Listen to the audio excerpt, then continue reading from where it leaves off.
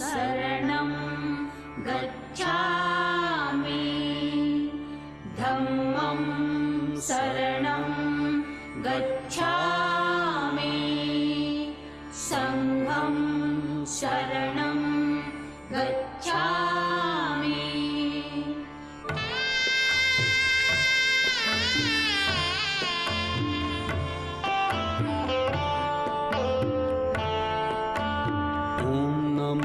तथागता नमोस्तु गौतमा ॐ नमो तथागता नमोस्तु गौतमा ज्ञानदीपचेतवी गालवीतमा ॐ नमो तथागता नमोस्तु गौतमा ॐ नमो तथागता नमोस्तु गौतमा सदय हृदय अभयदान देयितु स्वये अंतरंग शांत करित जीवनातये सकल मलिन जाळण्यास भीम शक्ती दे अखिल भुवन उजळण्यास प्रेम भक्ती दे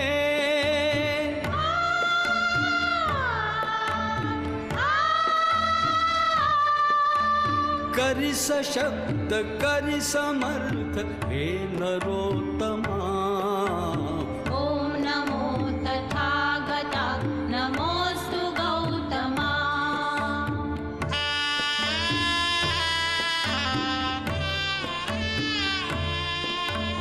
नवनवीन रूप धरून येई अज्ञता देव भारतास द्या प्रबुद्धता विष समान विषमता न अजून लोपली द्या जगास शिकवणूक दिव्य आपली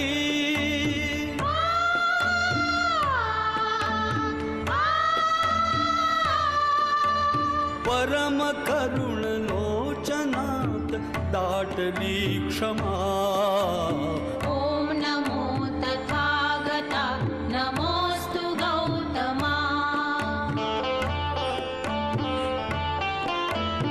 धम्म शरण संघ शरण लोक साधना शुद्ध चित्त शुद्ध नीति शुद्ध भावना नवयुगात मिळवूयात जनसमानता हाच धम्म हेच ध्येय येई मानता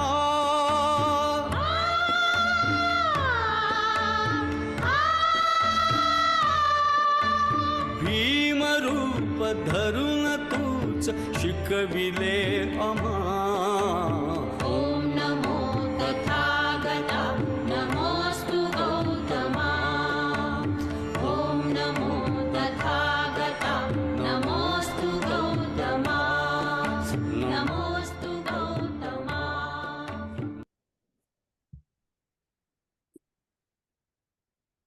Welcome, everyone. And thank you, Christy, for sharing that. It's an amazing world where we can have refuges coming in through YouTube. And I serve as Director of Studies at the Barrie Center for Buddhist Studies in Barrie, Massachusetts, on the traditional homelands of the Nipmuc Nation. And before introducing our speakers this morning, I would like to give you some sense of how our time together is going to unfold. First, though, let me just say that if you'd like to have closed captions, that is, if you want to see in real time the text AI generated of what people are saying, you can go to the bottom of your Zoom screen and press the button which says Live Transcript and CC for closed caption. It won't give you everything quite as accurate as you may have heard it, but it'll give you some sense. We are going to begin with an ancestor practice and then I'll be asking Vimalasara and Maitravir and Upayati questions, and they will share their reflections. And then, time permitting, there will be an opportunity for anyone on the call to pose questions to our speakers. And to do so, you can send me a chat, and I will then ask the questions just to keep it a little bit focused. So you should feel free to send me a chat with a question at any time. If you are having any technical difficulties at some point, please feel free to chat BCBS Christie or email contact@buddhistinquiry.org. And thank you so much, Christy, for taking care of all the logistics and making this flow smoothly. For much of the evening, or much of our time together will be, if you're in India, this is your evening. For much of our time together, you won't be able to send texts to everyone, chat to everyone, but maybe just to start with, to get a sense of who all is here, you could put into the chat to everyone where you're calling in from and just a greeting. And maybe you could just wave to people as we can scroll through the Zoom just to see who's here. And you can put it into the chat where you're calling in from in a short greeting. I often find it fascinating to see how many different places. Sechel Nation, Chekwelp, thank you. Vimalasara. Ithaca, thank you, Lucinda. London, Chicago, Boston, Queens, Denver, New Hampshire, Baltimore, Chennai, Jai Bim. So good to see you. Miami, Halifax. Okay. But wherever you are calling in from, it's so good to see you here. And welcome. So it is my honor to introduce our three speakers. Vimalasara, who's also known as Valerie Mason-John, has worked as an international correspondent covering Australian Aboriginal deaths in custody, interviewing Irish political prisoners and former rebels from the Sierra Leone War. Their early work in the field of conflict transitioned into working with gangs and incarcerated persons, and they have authored a number of books, including Detox Your Heart, Meditations for Emotional Trauma, 8-Step Recovery, Using the Buddhist Teachings to Overcome Addiction, I Am Still Your Negro, a homage to James Baldwin, and most recently, First Aid Kit for the Mind, Breaking the Cycle of Habitual Behaviors. They also edited African Wisdom, New Voices, Talk Black, Liberation, Buddhism, and Beyond.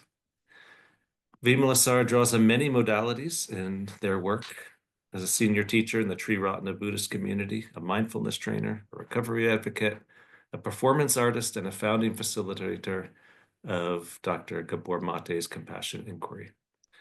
They have also trained in internal family systems, embodied somatics, breathworks, and shamanism. Originally from the UK, Vimalasara now lives in Vancouver, where they are the chair of the Vancouver Buddhist Center, and they teach internationally, including in India, where they were ordained. And I should say, for Vimalasara, Dr. Ambedkar has been a key inspiration in their Dharma life. Maitravir Nagarjuna, also known as Santosh Raut, comes from Maharashtra, the heartland of the Ambedkarite Buddhist movement. Both a Dhamma teacher and a scholar of Buddhist aesthetics and philosophy. He has long been a thought leader and organizer within broader Asian networks of engaged Buddhism. He did his PhD at JNU in Delhi and then joined EFL University in Hyderabad as professor of philosophy. And he combines this work with his role as the deputy chairman of the Nagarjuna Training Institute and is the co-founder of the Babasaheb Ambedkar Philosophical Society at Nagaloka in Nagpur, which is a center of Ambedkarite Buddhism. Founded in 1994 near the site where Dr. Ambedkar formally converted to Buddhism in 1956, along with hundreds of thousands of followers, Nagaloka is a major Ambedkarite hub connected to the Triratna Bauddha Mahasangha. Maitreveer also co-founded the National Network of Buddhist Youth, and for a number of years he has actively supported the Ambedkarite Buddhist movement in Hungary among the Roma. And these days, Maitreveer is a research fellow at Harvard Divinity School. And Upayati has trained in a range of Buddhist contexts and traditions, but remains rooted in the Triratna Buddhist community, otherwise known as the Triratna Bauddha Mahasangha in India. She is currently a doctoral student in Buddhist studies at the University of Chicago, where she focuses on the Indian Buddhist revival and the relationship between religious narrative and political imagination. Much of her research has focused on Dr. Ambedkar's radical Buddhist imagination, which she places in conversation with womanist and Black liberation theologians. Integrating her work as a scholar, interfaith chaplain, and meditation instructor, she co-founded Awareness is Revolutionary in 2020, an international Buddhist collective committed to cultivating beloved community and accelerating racial literacy within a Dharmic framework. So one thing you may have noticed, all three teachers are in the Triratna lineage, and we are very happy to be co-sponsoring this event with the Aryaloka Buddhist Center in New Hampshire, which is a Triratna organization. And I don't know if BCBS has ever had Triratna teachers, and I am thrilled to that all three of you are with us, as Triratna represents to me something very, very important about what's going on in the Buddhist world, especially with its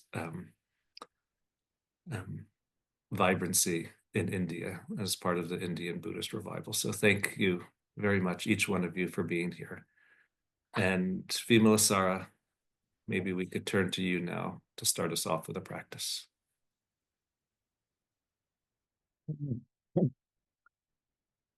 Jai Bim.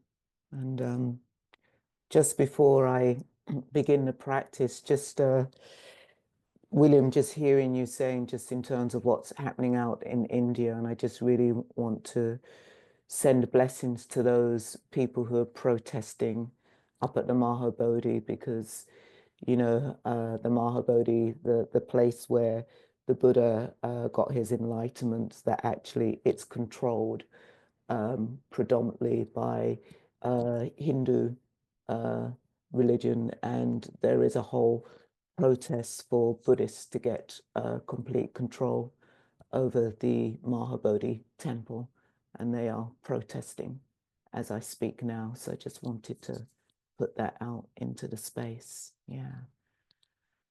So let's arrive. For those of you on the West Coast, the clocks went forward, so well done for getting here. And I'm on the West Coast, so it's quite early for us here. So just yeah, just allowing yourself to fully arrive onto your seat. Yeah.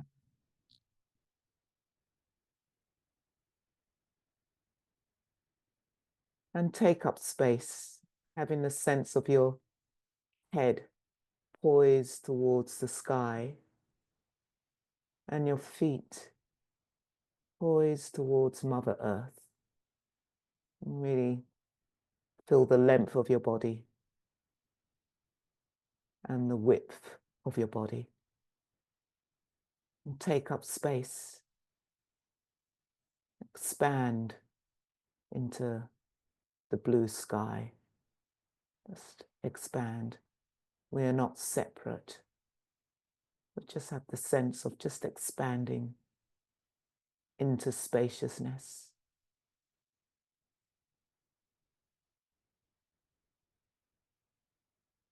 As we call in our affinity ancestors,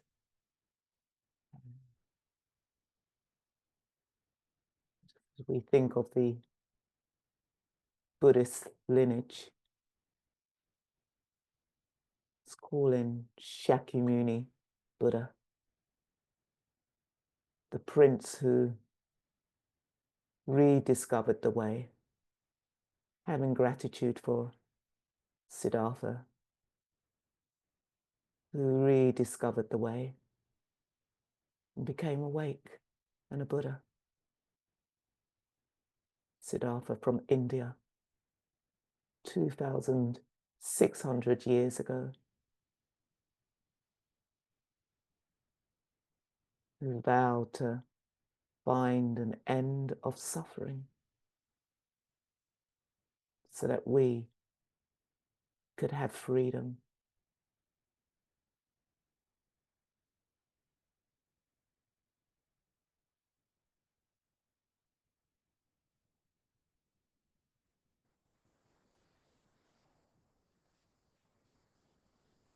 And as we know, at some point, the teachings became lost in India. And then we had the great warrior, King Ashoka, who brought Buddhism back to India.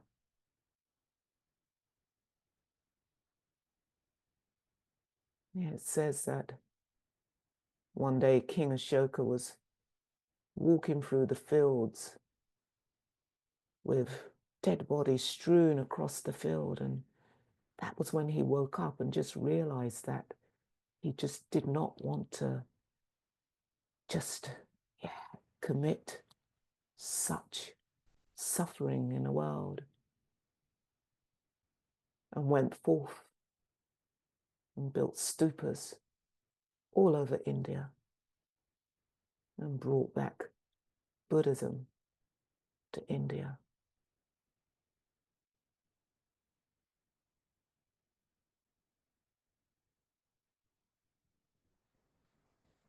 And then we know at some point Buddhism becomes lost again in India. And then in 1956, October the 14th, Baba Sahib, Dr. Ambedkar, brings Buddhism back to India, does the largest ever single conversion in one day, converting to Buddhism. And still today, thousands of people are converting to Buddhism, keeping Buddhism alive in India. Having gratitude for these three affinity ancestors, the Buddha, King Ashoka, Baba Sahib, Dr. Ambedkar.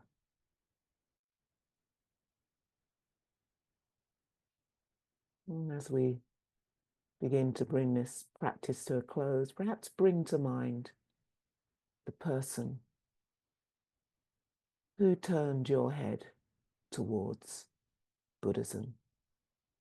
Who was it who inspired you to go forth? Maybe it was the Buddha, Baba Sahib, King Ashoka.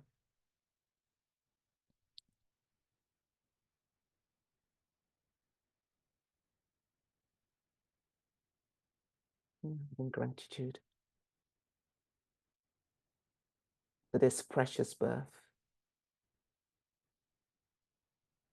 to be born into a place where we can be impacted by the Dharma, giving thanks.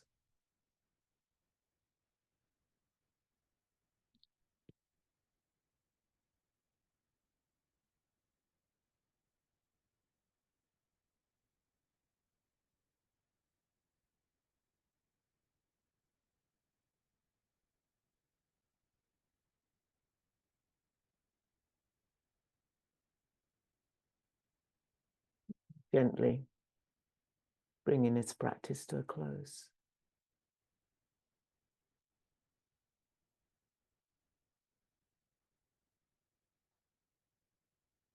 Jai Bim.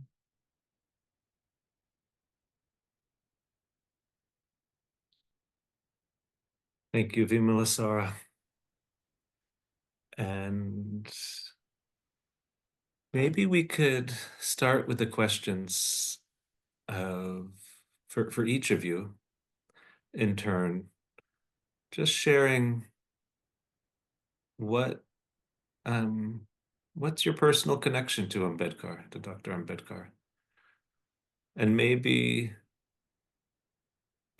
we could start with you, Maitravir, and maybe you could also say um, why Jai Bim is appearing. What is Jai Bim? It's been appearing in the chat, and maybe you could just explain that for people who may not know. Well, Jai Bhim, everyone. And thank you very much, William, for this wonderful opportunity. And I congratulate BCBS for organizing the first ever Ambedkarite Buddhist retreat dedicated to his Dharma of love, justice, and equality, first time in America. So I congratulate BCBS for this great initiative. We often greet Jai Bhim among Ambedkarite community or those who know Dr. Ambedkar and his work and his vision, Buddhist vision rather, transforming for self and society. They greet Jai Bhim. Jai means victory and Bhim means Dr. Ambedkar's first name is Bhim Rao. So Jai Bhim means may the victory of Bhima long live. In other words, may the victory for equality, victory for non-discriminative society, and victory for the Dhamma revolution live long. That's what it means basically, Jai Bhim. It's a genuine, deep human respect and dignity and equality that Dr. Ambedkar cherish. So every follower or sympathizers or well-wishers of Ambedkarite movement, they greet each other Jai Bhim in India and outside too. So that's the meaning of Jai Bhim. And probably that's my connection with Dr. Ambedkar. Uh, uh, because, uh, well, I never met Dr. Ambedkar personally, but when I was young in my 20s and early 30s, I did my best to meet every person who met Dr. Ambedkar. And I tried to grasp his personality, persona, how he was speaking, and so on and so forth. So every time I hear those interviews or narrations of those people, I hear wonders. If you come in contact with him, he's a great magnet who would attract you and who would liberate you. And I could sort of sense that even from the distance in the history, which I never met him. But as I started studying Dr. Ambedkar, I realized uh, he made millions of people human, and he breathes dignity in them. And from my personal experience, I must say, he made us stand on our own feet so that we can communicate and interact with the rest of the world, not only with dignity, not only with Buddhist values, uh, but also communicate some meaningful life to rest of the world.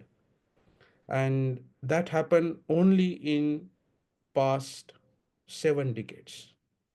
So I never seen such a great transformation just in 3 to 4 generation, where they are interacting with the rest of the world, may that be political world, economic world, or Buddhist world, or religious world in general.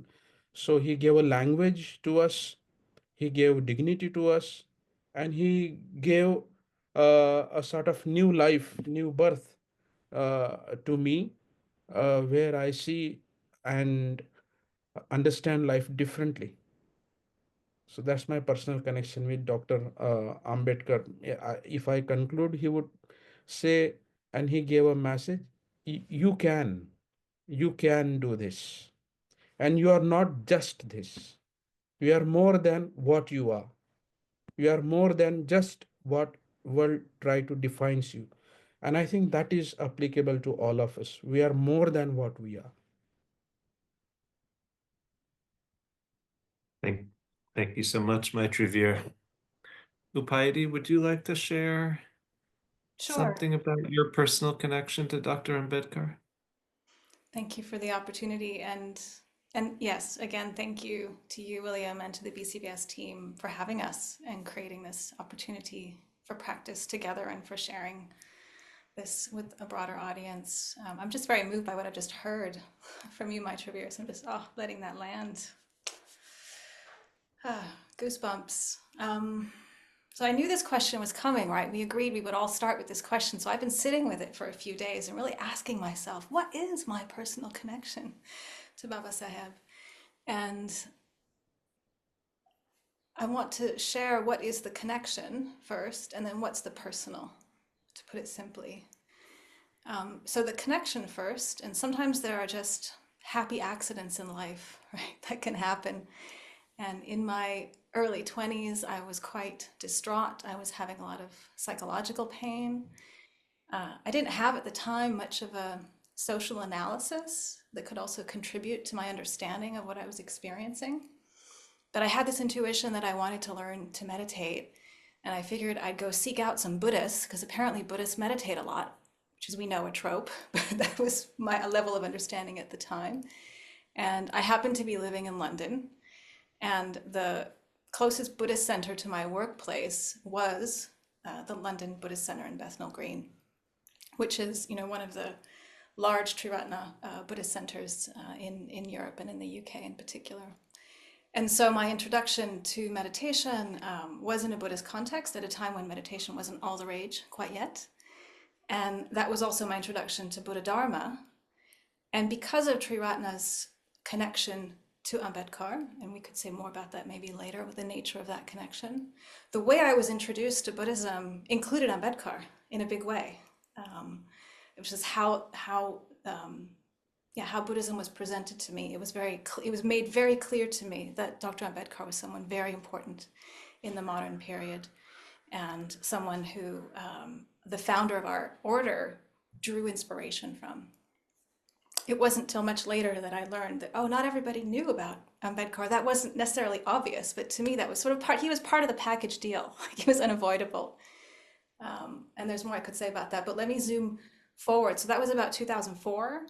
I don't think it really got personal until about 10 years later. So I was very fortunate in between to, actually I should say I went to India in 2006 and 2007 and had my first encounters with the Buddhist revival movement there, and met the first Ambedkarite Buddhists and people connected to our order, and was just so incredibly moved by their life stories of transformation and liberation.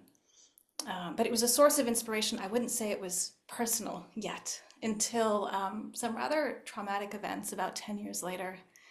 And Vimalasara may remember this because I called them in distress. Coming off a retreat, a young Black trans woman was beaten to death outside my home. And we know in the world that we live in, tragically, this is not uncommon. But there was something about this particular, one might say atrocity, this one particular incident, tragic incident, that just kind of shattered an aspect of my psyche. I remember Vimalasara telling me, don't stare at the fire too long, you might go mad. But this was a turning point in my practice, and when I really had this instinct that, oh my gosh, I need to study Ambedkar really closely. I need to read him with my hair on fire. He's speaking to me about the nature of social violence and how to integrate my practice. And I'm not separate from the victim, I'm not separate from the perpetrator. And how do I participate in a world where this violence is possible? And in a way, I've been burning with that question ever since, and in good company with others burning with similar questions. It wasn't my fault, of course, but how is it that I participate in a world where this kind of violence becomes possible? How do we interrupt this karmic momentum? So that's in a nutshell what the connection and the personal. Thank you, Upayati. And Vimalasara. The question Thank for you. you, what's your connection to Dr. Ambedkar? So I'm going to be slightly longer because I'm going to talk about my personal connection and then just do a little bit of who Ambedkar is, because as William pointed out, not everybody here will know who Dr. Ambedkar is. So firstly, my personal connection is that 20 years ago, I was ordained in India into the Triratna Buddhist community. And part of my ordination, I did pilgrimage. And that's when I came across Dr. Ambedkar. And I was like, how comes I don't know about him? I was just like, how comes I don't know? And, you know, his connection, you know, there were the Dalit Panthers, the Black Panthers, and it was just like, wow, this person. And there was a part of me actually that felt quite, not just moved, but kind of furious. How comes I didn't know about this person? And then also because of my connection of the women, because I was ordained into the women's wing, that actually I was asked by some of the women if I could help tell their stories, that it would be difficult to tell their stories. And so I managed to raise the money and I went back out to India and wrote a book called Broken Voices, Ex-Untouchable Women Speak Out. And that completely changed my life. I came back to the West with less complaint. Not to say that things don't happen, but definitely came back to the West with less complaint. And writing a book about the lives of the women, of the Dalit women, you have to write about Dr. Ambedkar. And so I dedicated a chapter to Ambedkar. So who was Ambedkar? First of all, I just really want to use the definition of how Ambedkar described caste. He described caste as a house with 4 floors, with no stairs and no door. And he said people are born on a floor and die on that floor. And his people, who were then, when he was born, who were untouchables, didn't even have a floor to be born on. They were shut out of the house and left to pick up the feces. So this was what Ambedkar was born into, and he was born on April the 14th, 1891, in central India. So what's really interesting is that actually we could see that actually Ambedkar as an untouchable, I say that with my hands like this because using that term is illegal now, okay?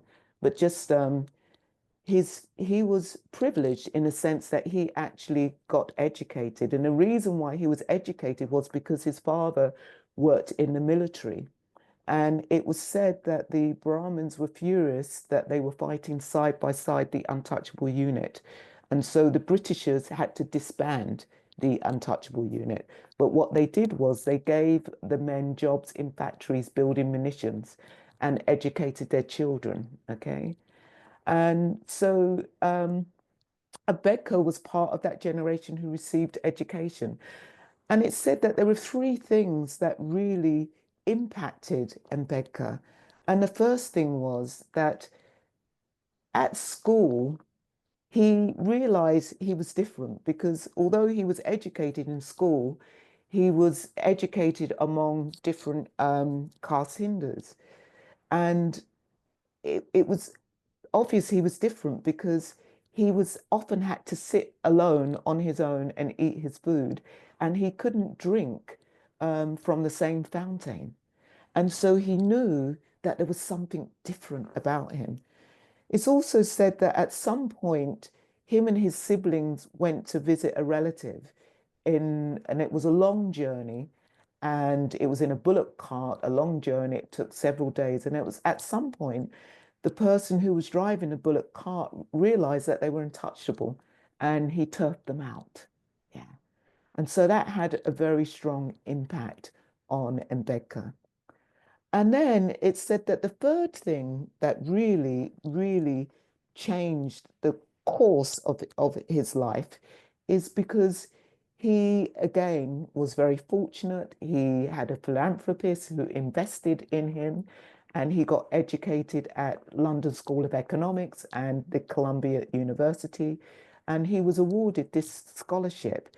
But you know, when you're awarded a scholarship, it's almost like a secondment. So he had to go back to the state of Baroda once he had finished his education, and he had to start working in the state of Baroda. And as an untouchable, he passed. It said that he passed as a Parsi because it just wouldn't have been possible for him to be completely out as an untouchable person working there.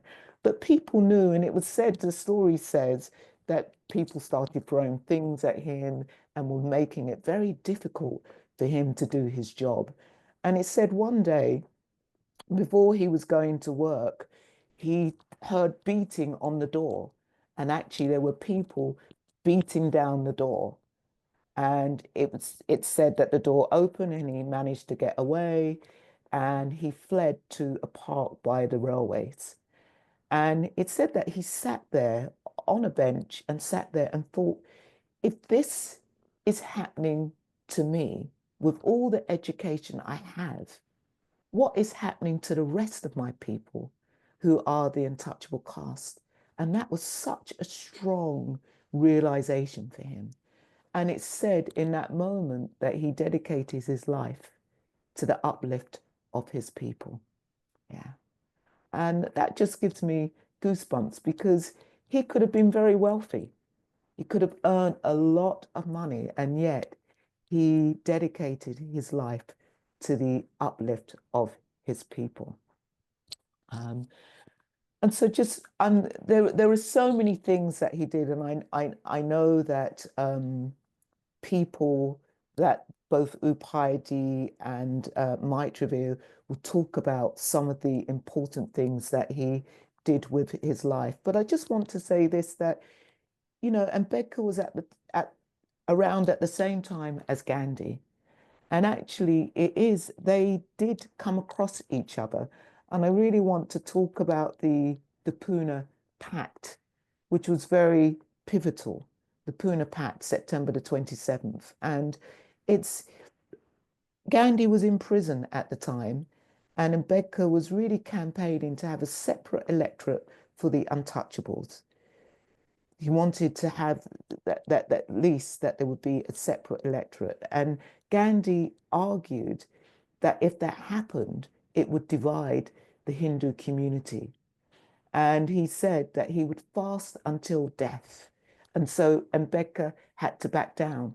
And this is why, actually, and the reason why I mentioned this is why in the Dalit community or in the Ambedkarite community, there are people who do not hail Gandhi because they felt that actually that was such a violent act to do. That was such a violent act to do, and that actually, if Ambedkar had gone ahead, they know that blood would have been spilled. Yeah. So I want to just come back to, this is just giving you a flavor of who Ambedkar is. So two more things. Ambedkar, he was a law minister. Okay, so he was the first law minister in the Nehru government. And, you know, if you're in India, you'll see statues like this, which is Ambedkar. Okay, he was responsible for the constitution, which is really, he was a visionary. He really stood for women. And it's said that actually he left the government because one of the reasons was because of the Hindu Code Bill, because the government wouldn't give equal rights to women, wouldn't give property rights to women. Yeah.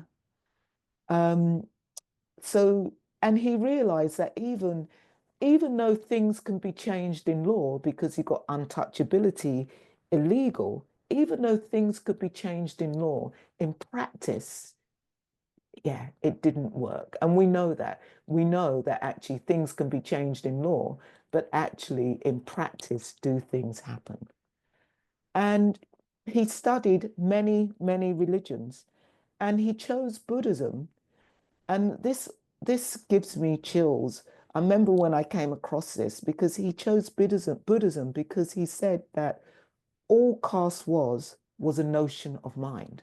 And when I read that, it was almost like I was reading all race is a notion of mind. All racism is a notion of mind. That was what I was reading as I read that. It just gave me goosebumps. And he just said all caste is a notion of mind and a state of mind.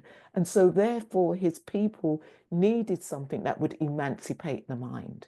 And he realized that Buddhism was the thing that would emancipate the mind. And so he chose Buddhism. And in 1956, on October the 14th, he did the mass conversion to Buddhism. Yeah. And then he died. So many weeks later, on December the 6th, he died, leaving these people who had converted to Buddhism not knowing what to do. And what's so interesting about this, again, for me, which is so important, is that actually the Buddhist world didn't even come to his people's aid. They didn't come because they said that actually it was a political conversion. Yeah. And for me, it's like, how can you separate the political from the personal? How can you separate the personal from the political? And this is why Triratna, actually, one of the reasons why Triratna is so inextricably linked, it's because our teacher, the late Sangharachita, was in India at the time and had met Ambedkar before at some point and was aware of the death of Ambedkar and went to Nagpur and actually gave teachings to the people. And this is how Triratna has become so connected. In fact, half of our community, half of our order is based in India. And so I'm going to step there. So that just gives you a flavor. There could have been so many things that I could have said. But for those of you who aren't aware of Dr. Ambedkar, I hope that gives you a flavor. And as I said, he is the one who brought Buddhism back to India after it was lost. Okay, so that's me. I'm complete for now. Thank you. Thank you, Vimalasara. Maitravir, would you like to maybe say a little bit more? Maybe Vimalasara was talking about some of Ambedkar's personal experiences with caste discrimination. Would you be willing to say a little bit more about that and how they shaped his later mission to secure equal rights for ex-untouchables in India? Yeah, thank you. Thank you, Vimal Sara. That's a beautiful sort of story that's very well communicated, and that gives a sort of yeah, room what William was asking. I think it shaped tremendously and had a very profound shape in every sphere of life. He thought about his mission and for equal rights for everyone. Uh, of course, it shaped at various level, legal approach, the socio-cultural approach, religion and politics, as Vimal Saravjiri rightly said. In fact, in his response to Gandhi, he said that one can't be liberal in politics and conservative in religion. That is a contradiction. You have to practice at all sphere of life what you believe in. Uh, and lastly, his spiritual sort of method of liberation. Of course, Vimal Saraj, as they said, she suffered in the classroom. He himself beaten red and blue when he was trying to drink water from public tap, and then he saw it's not just personal, but there is a structural, systemic problem which delivers eternal inequality and eternal slavery. In spite of his exceptional academic achievement, like in Columbia, in London School of Economics, He was interacting with very fine minds like Seligman and John Dewey and people like that. And he learned values like while he was in the Western world, values like equality, dignity, freedom, justice, fraternity. But the beauty is he anchored all those values not merely a political values, but anchored them in the Buddha's Dhamma. He anchored them in a Buddha Dhamma. So he realized he formed political party called Republican Party of India. He did constitutional remedies. He wrote Indian Constitution. He formed or founded People's Education Society, which opened the colleges, hostels, and university at various parts in India. And also he initiated social movement, non-violent social movement, and he saw that all is great but not enough.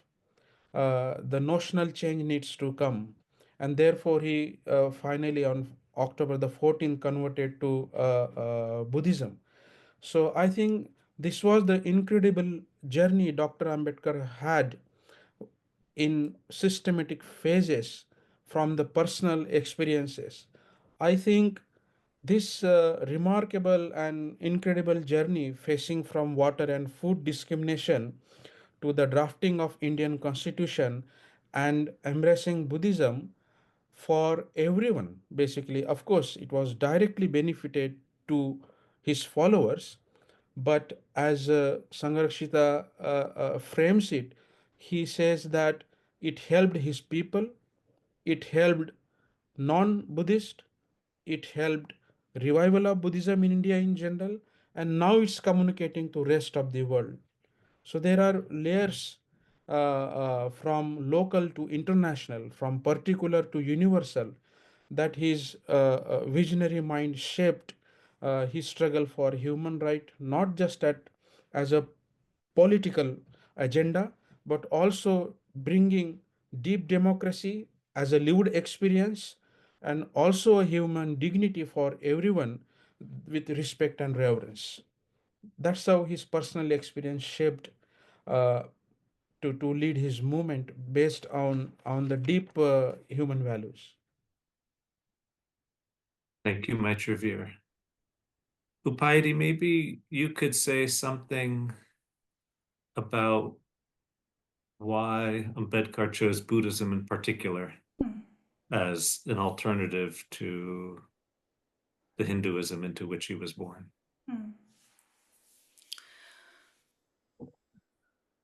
Yeah, and thank you, Maitravir and Vimalasar, about for what you've already shared that points to that question. I'll try to also answer based on my always provisional, ever-growing, imperfect understanding, but also maybe bring into the question, why might that be interesting for us right now? What I don't want to sort of give into or be misinterpreted for is a kind of discourse of Buddhist exceptionalism, right? Like Buddhism is the only way. It's like we have to understand, I think, Ambedkar really in context, and then also ask ourselves, well, what does that mean for us? Or at least that's the question I ask myself. What does this mean for me? So I do find it really fascinating in my study of modern Indian history. There were throughout this whole period from like the mid 1800s through till today, you'll see it playing out now. Many of you who are closely connected to India or who try to keep up with the news or who travel there a lot will know that just history is very contested, right? How do we tell the story of India, which is so tied to the future, right? And we have those kinds of battles and tensions also in the United States, where I find myself, right? What is the nature of our history? Where do we come from? And how does that help us imagine the future? So I also just want to add that as a sort of reclaiming of Buddhism was also a way, at least in my reading of Ambedkar, to bring in an alternative historiography that really included Buddhism as part of the story and a key part of the story, and the community from which he came also playing a key role in that in such a way that it wasn't so much conversion to Buddhism, but reversion, right? That actually untouchability had come out of a a long-standing conflict between Brahmanism and Buddhists, out of which untouchability emerged as a practice. This was his theory. I think as Maitreya in particular emphasized, he really had this just so inspiring, beautiful articulation of a vision of democracy grounded in liberty, equality, and maitri, or fraternity, and was adamant that he did not learn this from the French Revolution. I happen to be French, French national, so I find that quite provocative. But he really felt that the Buddha articulated that very clearly. And yet he also, and maybe we'll talk about that a bit later, felt the need to reconstruct aspects of Buddhism to make that more clear. So one could say, from a certain perspective, he chose Buddhism and invited his people into a mass conversion because, in his view, it was a tradition that was the most conducive to an actual democracy that would not just be a political system, but a real spiritual, social, economic revolution, right? He had, even as he was deeply involved in the political process, he had a clear understanding that it wouldn't take just like, it would take more than politics, right? Something of the force of religion would be needed for this obedience to the unenforceable, right? Which could only go so far. So I think for those of us who might be a bit disillusioned by the political process, this can sometimes tug at our heartstrings, like, oh, we need something deeper. We need something deeper. Some might say also that, well, this is an Indic tradition, right? The Buddha Dharma was born in India, so it made a lot of sense. And so I think first and foremost, we can look to what Ambedkar said directly about why he chose Buddhism, and he did answer that question. And then just know that this is still a live question, I think, for those of us who care deeply about these matters, and who, it's still actively debated.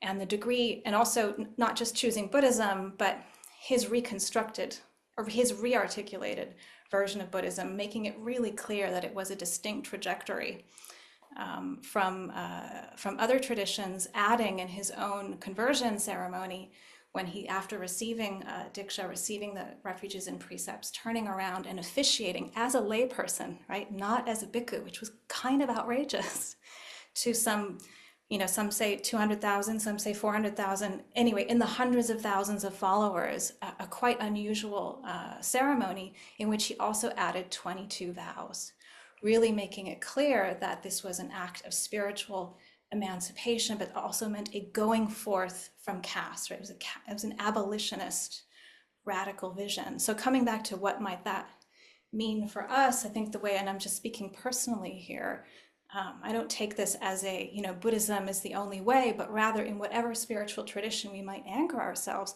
how do we go forth? How do we dig deep into those dharmologies or theologies to go forth from systems of stratification and social suffering and social violence? He found Buddhism to be particularly conducive to that, but really invited other leaders of other traditions in his time to recover the radical aspects of their own spiritualities and religions and rid themselves of toxic theologies that were justifying social violence and stratification.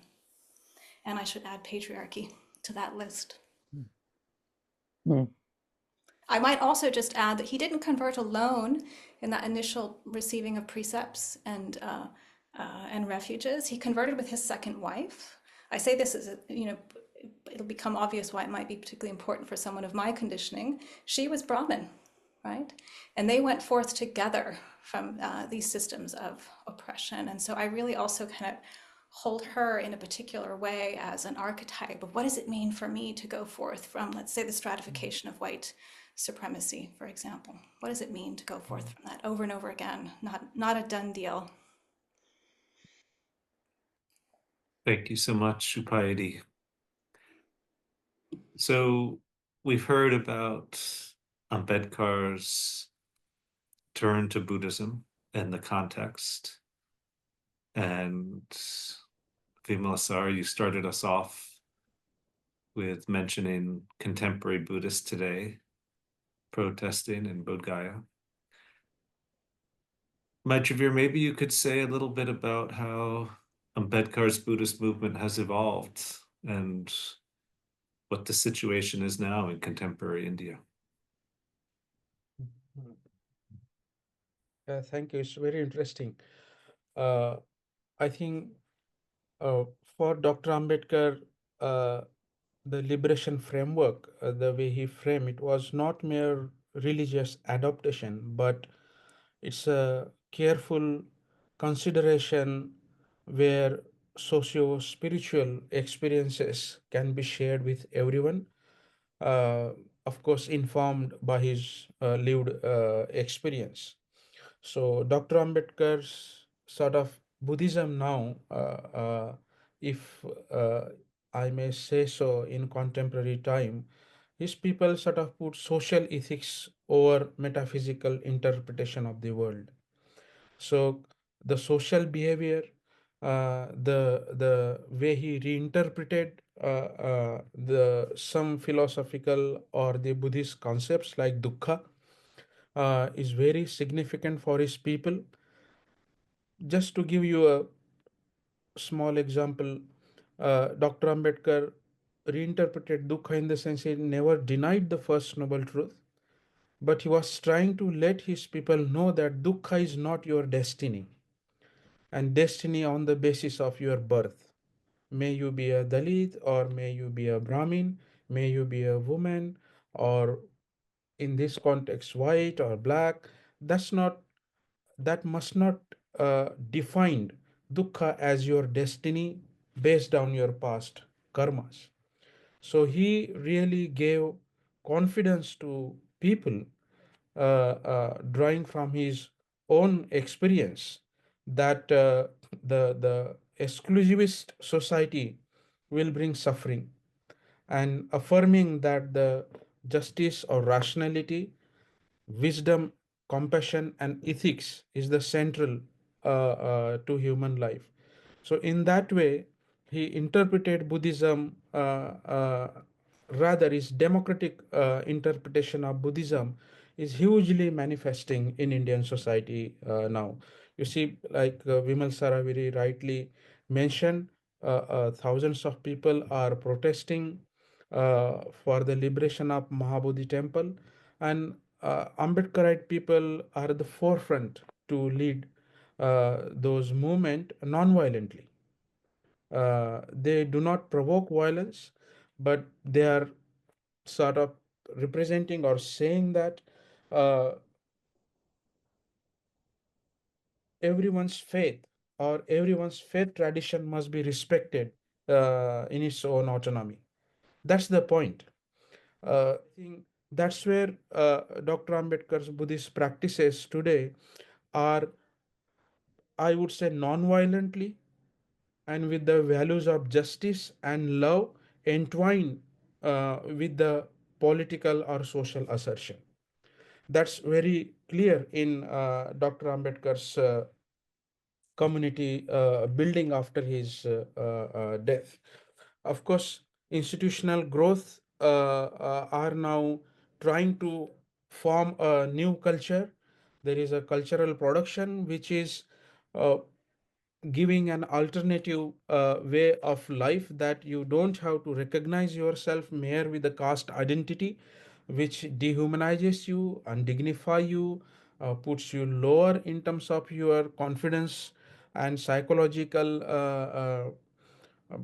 upbringing. So I think there is a network of those uh, Buddhist viharas in India, and they are becoming educational institutes, educational center, both for formal education to train students, those who are discriminated in the educational institute, at the same time value education, spiritual education, if I may say so, or Buddhist education, both values and your materialistic development are looked after in various Buddhist viharas, where you would see a very uh, common shrine. You see Buddha's statue and Dr. Ambedkar's image. That's the standard shrine every Buddhist vihara in India would have. Of course, the huge literature and art has been produced after Dr. Ambedkar's conversion. So I saw upsurgence of great artists. One of my very close friends, Savi Savarkar, who also won various awards, and I curated his show in very prestigious galleries in Cambridge and in National Gallery of India, where I saw a huge responses in terms of poetry, art, and Buddhist uses of Buddhist iconography that has been produced. So these all contemporary practices are building uh, a new culture of equality, dignity, and justice and love. That's what I would say.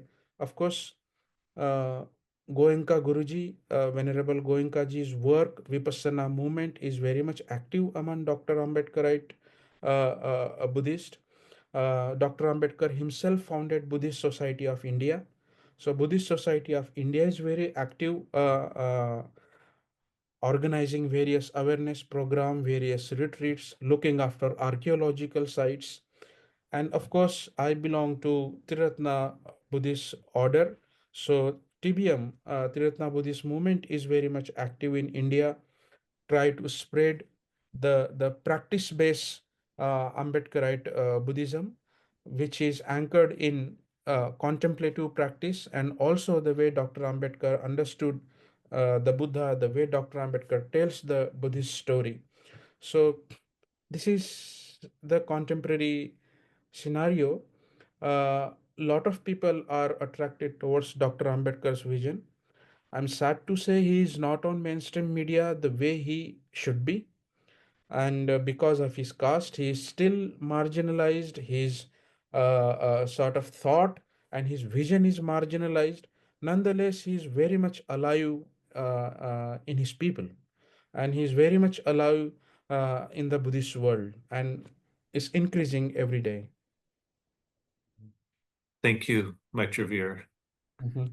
I would like to ask one more question more generally, and then we'll move to questions about what does it mean to do a Ambedkarite retreat now, and what one might expect from, say, the Ambedkarite retreat that the three of you are offering in May at BCBS. But first, Vimalasara, Ambedkar had a letter exchange with W.E.B. Du Bois, and he understood his analysis to be part of a larger discourse that it also included analysis of racism and anti-Semitism. And I'm wondering, especially in light of Isabel Wilkerson's book Caste, if you could say a little bit about how Ambedkar's teachings on freedom from caste can help with the suffering of race. Yeah, thank you for that question. I think that we are moving in an exciting time in terms of Ambedkar and his place in Buddhism in the West. You know, I work a lot in the BIPOC, the Black, Indigenous, people of color communities, and what we're seeing more and more is firstly of the generation of South Asian Indians who are saying it's really important to reference Buddhism and to remember that Buddhism comes from India. And out of that, they have been started to reclaim Ambedkar.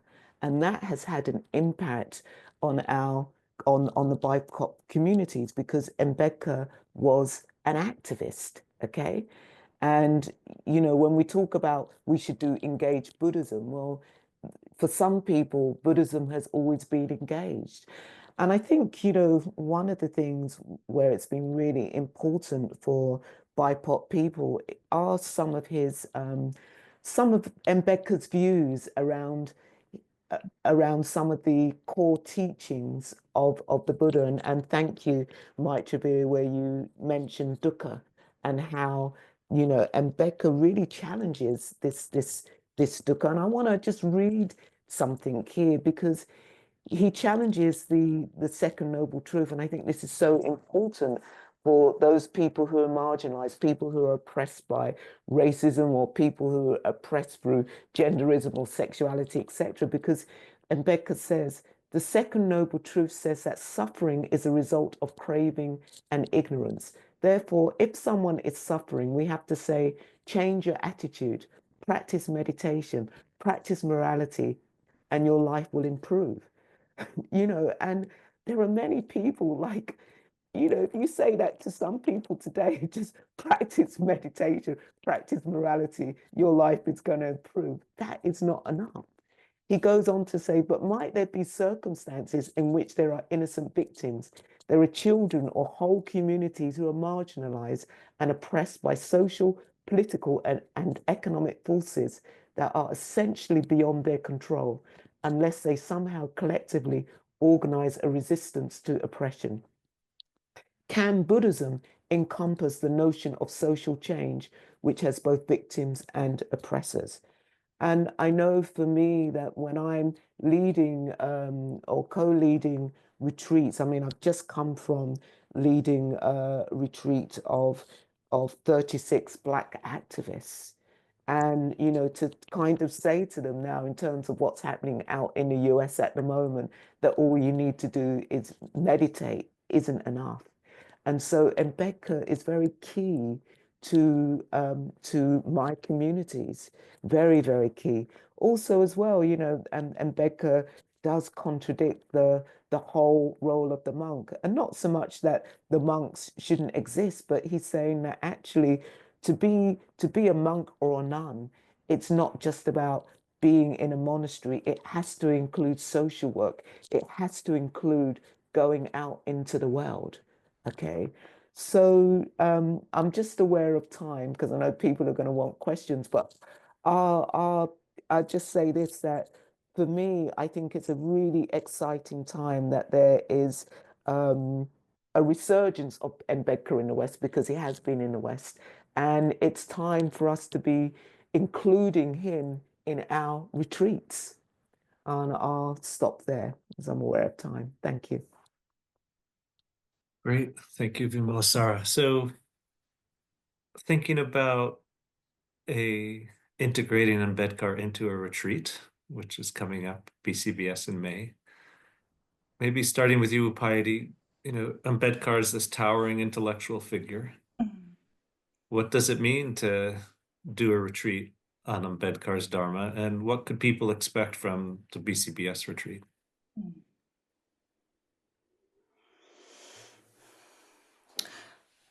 So, of course, we don't know what's going to happen until we're in it, but we can daydream together. And there are some things we know about the tradition that we're rooted in and how we practice that I can share that may be relevant. But I also want to bring, first and foremost, Ambedkar into the picture. So on the one hand, I would say one can expect a really balanced approach to practice, or at least an attempt. Of course, we're all coming to this from different perspectives. We may all need a different kind of balance.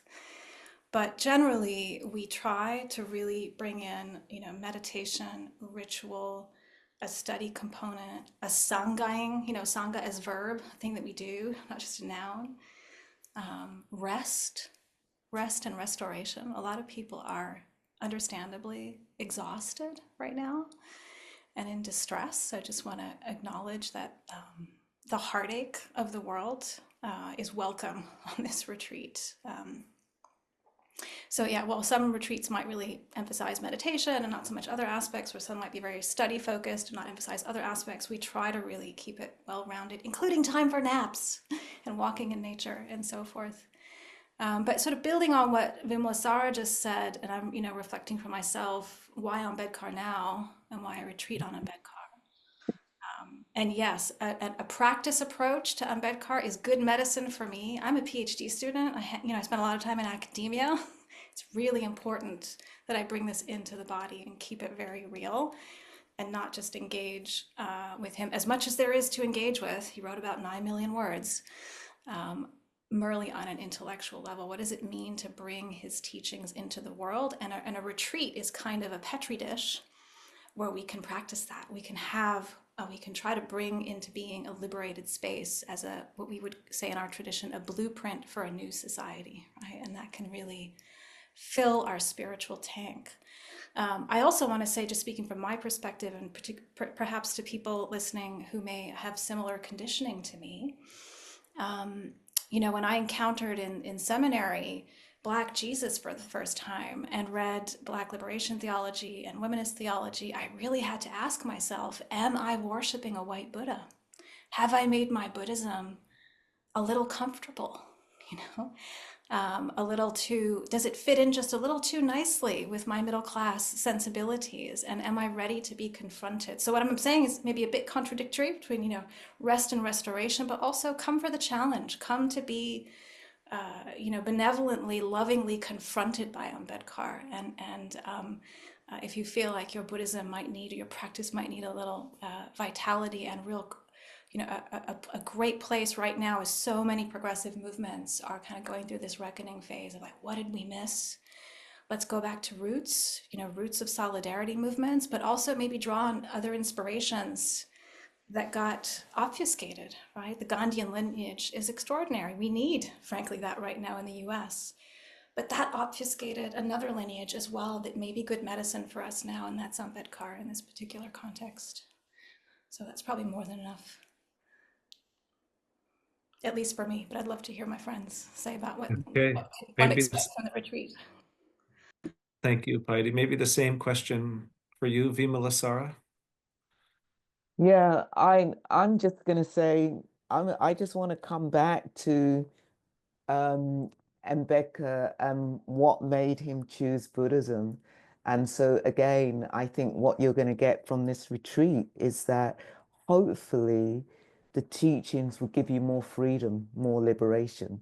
This thing of, that whatever we have in our minds is a state of mind, is a notion of mind. Okay. And what Buddhism can do is emancipate the mind.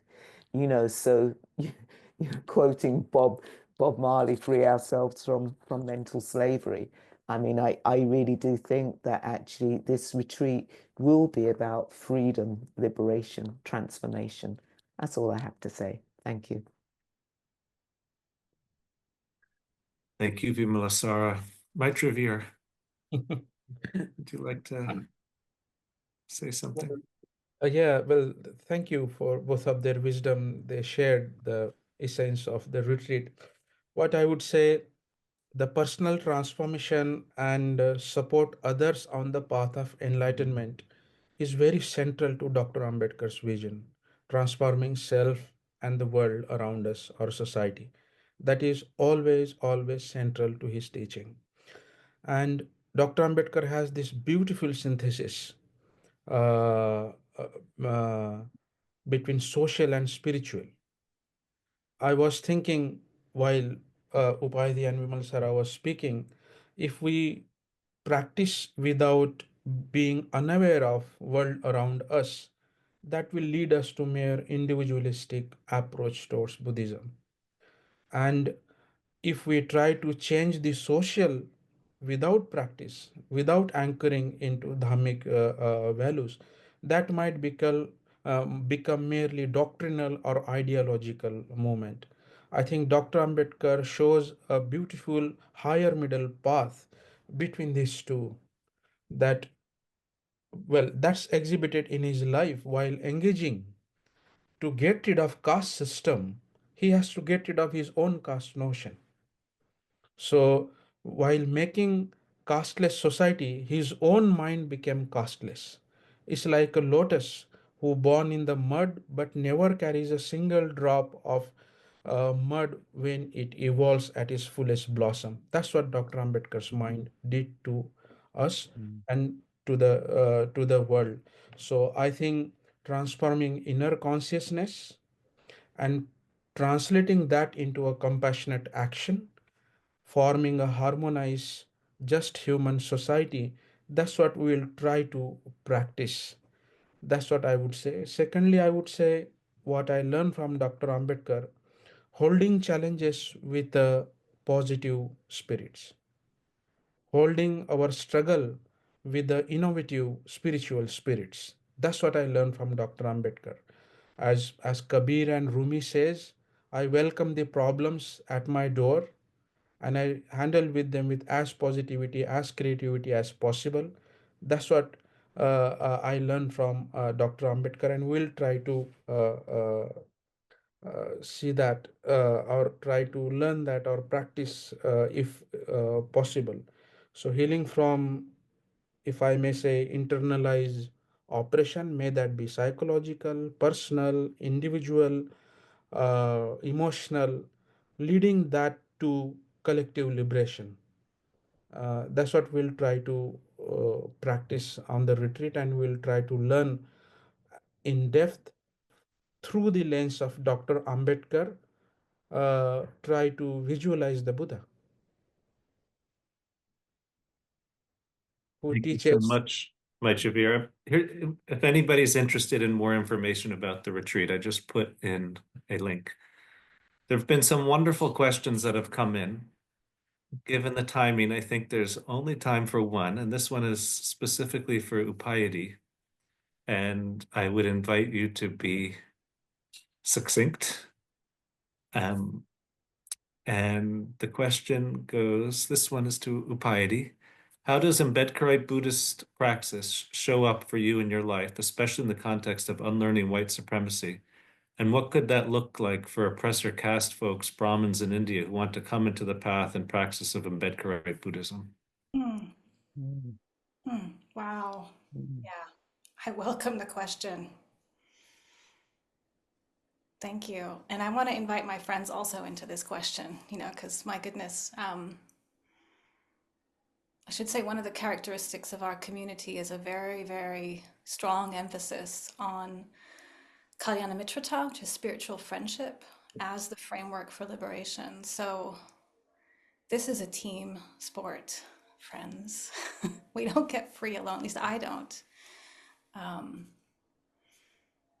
And I love that this question is being asked, and I also just feel a kind of need to caveat that I really can't speak to the experience of what it is to move through the world, be it in India or in the diaspora, coming from a Brahmin background and what that might mean and the wide range of that. And I will say that I'm so inspired personally in studying the Indian Buddhist revival, which I see as an act of devotion. It's not just an intellectual undertaking, it's bhakti. Studying the Dharma and studying the history of the Indian Buddhist revival involves not just studying Ambedkar, but some of the sources of his inspiration, who were Brahmins, right? So I mentioned his wife earlier, who was a key partner, his second wife in that, as well as his first, came from a Dalit background, but also people like Kosambi, Sanskrityayan, Bodhananda, who was such an important teacher to Ambedkar, and all had this radical anti-caste vision and re-articulation of Buddhism. And that was their background. They were upper caste.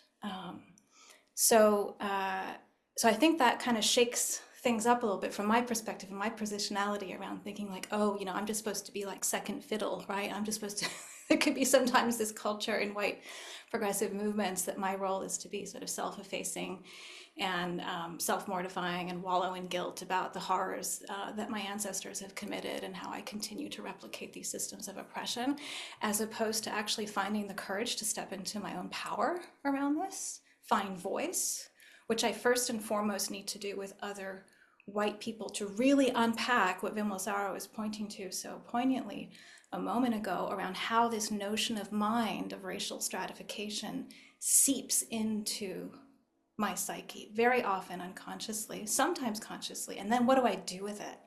So I don't know if I've adequately answered the question, but how could I, right? It's like work in progress, celebrating the small wins along the way and the occasional breakthroughs. And most of all, creating spaces for other white people to also step into braver conversations, and loving spaces where we're not just policing each other, as has been so sometimes, I think, unhelpful in anti-racist circles for, sort of the delusion of whiteness, but actually really encouraging us to take a step forward. It is a practice, right? We're not done.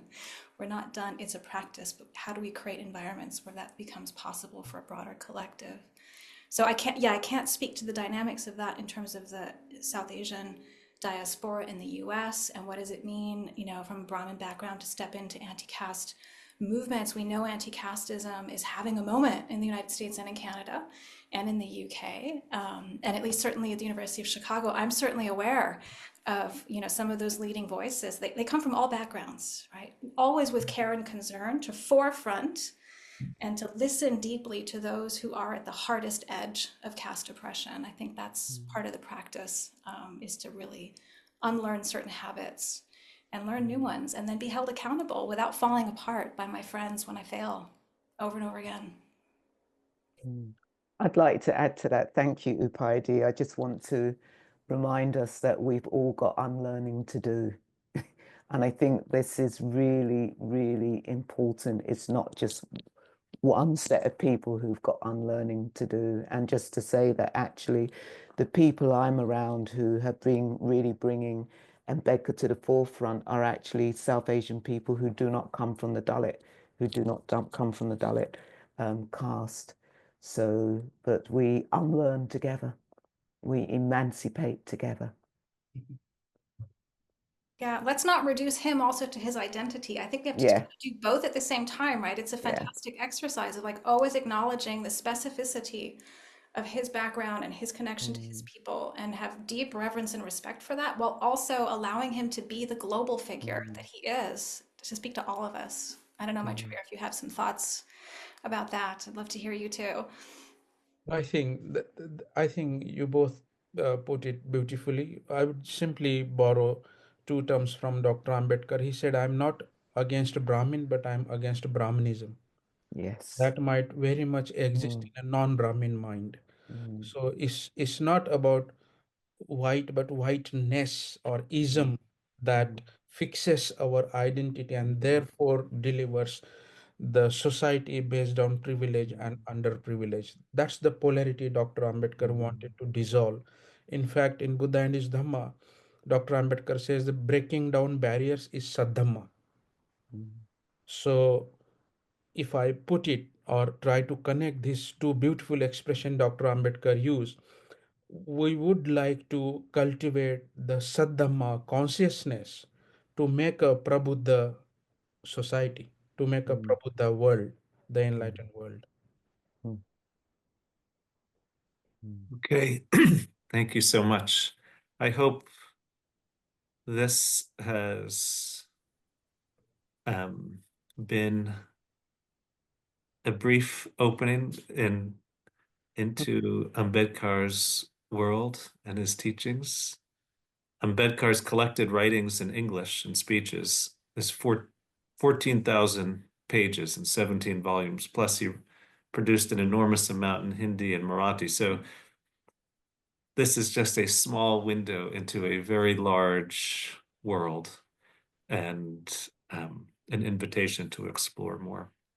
We have a couple more small things before we end. And the first is just an expression of gratitude to our three speakers, Vimalasara, Piety, and Maitreya. At the Barry Center for Buddhist Studies, we don't have contracts with our teachers. We operate on a method of dana. Dana is related to the English term donation or donor. And really, it's in South Asian Buddhist languages, it's about generosity. And it may be the case that generosity is going out and engaging in the world in an Ambedkarite practice.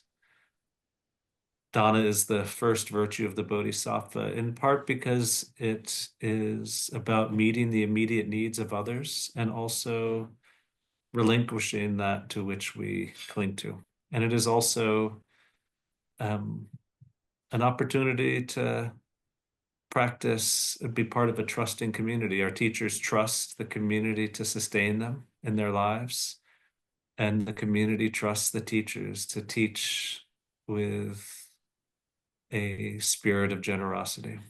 So if you are feeling in a place where you are able, and there's no pressure, at least in the United States, many people are losing their jobs right now, and it is not a virtue to give money when you need to take care of yourself and provide food and medicine for yourself and the people who depend on you.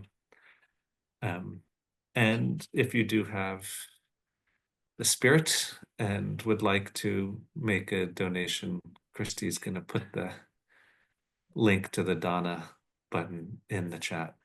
And thank you, Christy. And also, as Vimalasara noted in the chat, all of our programs at the Barry Center for Buddhist Studies, whenever you register, you could just put in whatever scholarship you want. Just mark off a box 30, 40, 50% off. So if you are thinking about coming to the retreat in May, don't let finances be an obstacle.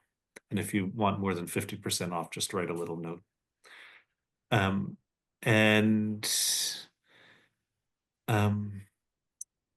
I think we are now turning to Upayati.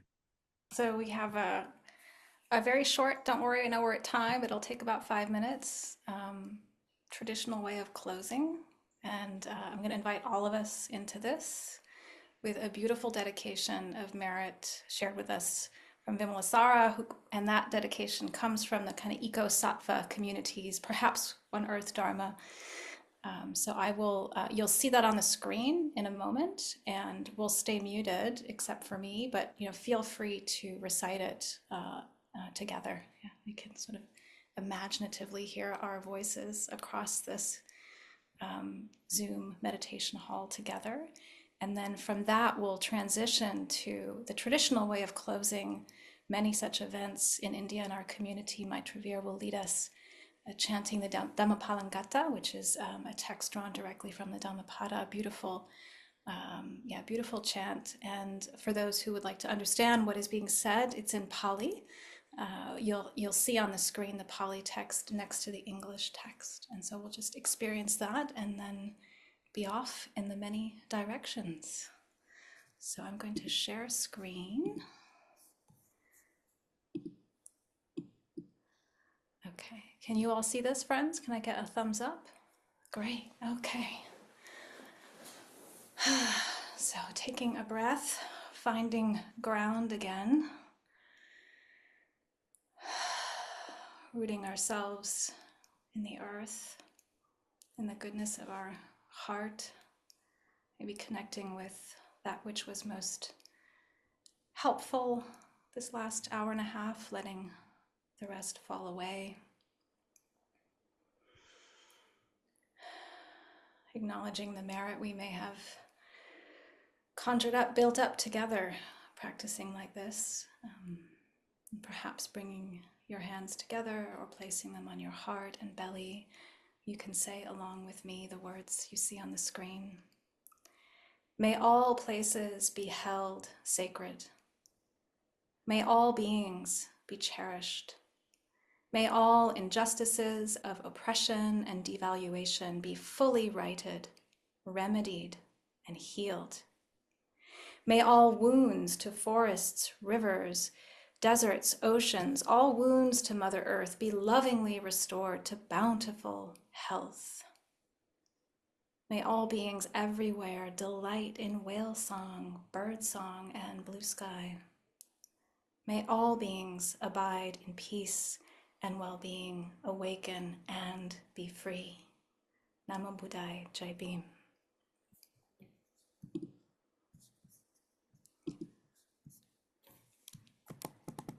And over to you, Maitravir.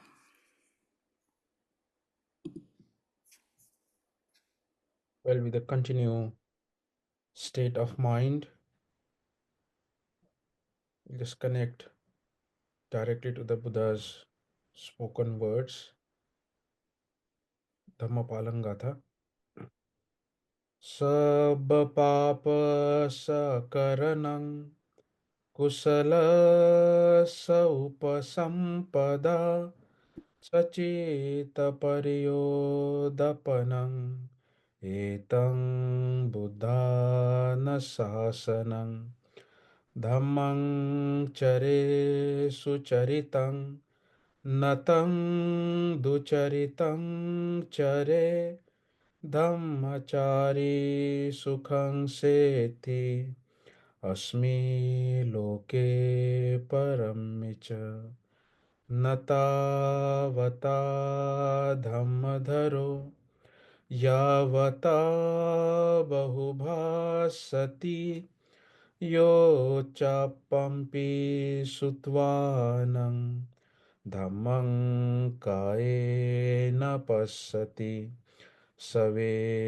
धम्मधरो होति यो धम्मं न पमज्जति नथि मे शरणं बुद्धो मे शरणं वरं एतेन सच्चवज्जेन होतु मे जयमङ्गलम् नथि मे शरणं धम्मो मे शरणं वरं एतेन सच्चवज्जेन होतु मे जयमङ्गलम् नथि मे शरणं संघो मे शरणं वरं एतेन सच्चवज्जेन होतु मे जयमङ्गलम् नमो बुद्धाय नमो धम्माय नमो संघाय साधु साधु साधु